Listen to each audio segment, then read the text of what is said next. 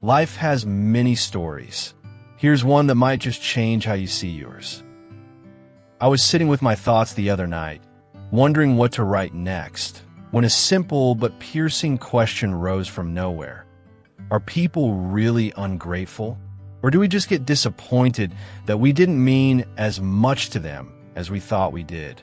Let's be honest, half the time we label someone as ungrateful, what we're really saying is, I thought I mattered more to you. And that's wild when you think about it. How does someone's failure to meet an expectation automatically become a character flaw? Let me take you back to October 2021, just a few weeks into my national service. I got a random call from a good friend of mine. Now, this wasn't one of those friends you speak to every day. We had that occasional but solid vibe. We didn't talk often, but when we did, the energy was always right. So you can imagine my surprise when he called asking to borrow money. He needed 50 sadies, and I only had 70 to my name. I had just moved out, living alone for the first time, juggling bills and survival. By all logic, it should have been a flat no, but for some reason, maybe generosity, maybe ego, maybe that invisible thread of fondness, I gave it to him. No resistance, no questions. Looking back, I don't even remember what he needed the money for. I just know I gave it. He promised to pay me back in 2 days. 2 days passed, nothing. I gave it another 2, still nothing. When I finally called, he assured me he'd send it soon. Days later, when the money finally came in, he gave the flimsiest excuse I'd ever heard. He would have sent it earlier, but he was watching Messi lift his 8th Ballon d'Or. He'd presumed that it had perhaps calmed me, since I knew how much he adored the man. However, that statement stuck. Not because of the money, it was never about the money, but because in that moment, I realized something deeper. I wasn't a priority. I realized he didn't really care about whatever I was going through to have made me leave him several texts. It's like showing up to help someone move houses, sweating through the heavy lifting, only for them to forget you were ever there. Then weeks later, you see them post a heartfelt thank you to others who barely did half of what you did. You smile at the post, but deep inside, something in you folds. Not out of resentment, but from the quiet ache of being invisible in a story you thought you were part of. That's what it felt like. That messy moment wasn't just an excuse. It was a mirror. It showed me, in one sharp reflection, exactly where I stood in his world. Somewhere behind football highlights and fleeting excitement. I wasn't angry. I didn't cut him off in bitterness. I just quietly understood that I didn't matter to him the way I thought I did. And that hurt in a way I wasn't ready for. Funny thing, this same friend had spent on me before: food, outings, small kindnesses here and there.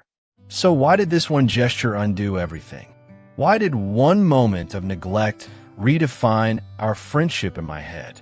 Simple, because it wasn't about the act, it was about what the act revealed. That's how expectations work. We tell ourselves we're being generous, selfless, helpful, but sometimes, lurking beneath the surface is the silent hope that our effort will be seen, appreciated, even reciprocated. When it's not, the illusion shatters. We feel slighted not because people didn't do something for us, but because they wouldn't have hesitated to do it for someone else. That stings. And from there, it's easy to label them ungrateful, when what we're really dealing with is our bruised ego. The problem with disappointment is that it's rarely about just one thing. In my case, it wasn't the missed deadline or the silly excuse. It was the idea that I would have never done that to him. It was the imaginary scoreboard in my head, where I had scored points for being a good friend and silently expected the same in return. That's when I realized, before expectation versus reality, there's always illusion. Worse, we often project our own definitions of love and friendship onto others. We imagine they see loyalty the way we do. We assume they'll return the same energy. And when they don't, we're heartbroken. not because they were wrong, but because we were wrong about them. Sometimes our selflessness is a mirror. We give with one hand and secretly wait with the other. There's a term for that. It's called the ego and altruism. Even our most generous acts can carry a quiet hope that the person on the receiving end will validate our worth. When they don't, the ego takes a hit. And suddenly, kindness feels like a transaction that didn't yield profit. But must it really be so? Do we really want friendships to be this transactional? Do we only feel secure in love when it's mirrored back with equal intensity? The uncomfortable answer is, maybe yes. We claim we're fine with unreciprocated gestures, but the truth is, most of us carry silent expectations. We expect that in our time of need, our people will show up too. It doesn't have to be the same thing or in the same way, but something that says, I see you too. And when they don't, we're forced to confront a bitter truth. Maybe what we gave meant more to us than to them. That realization can be hard to live with, but it can also be freeing. I came across a story recently on social media about a couple. The man got into a car accident, and his wife quit her job to care for him until he recovered. Months later, she suffered stroke.